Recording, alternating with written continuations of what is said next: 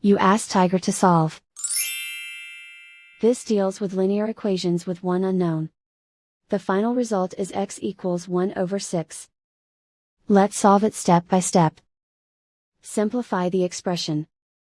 Group like terms.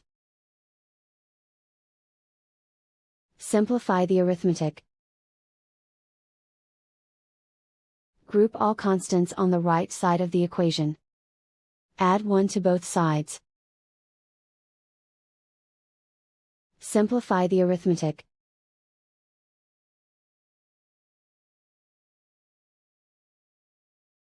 Isolate the x.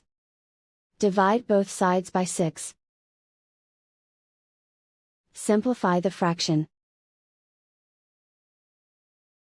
And so the final result is x equals 1/6.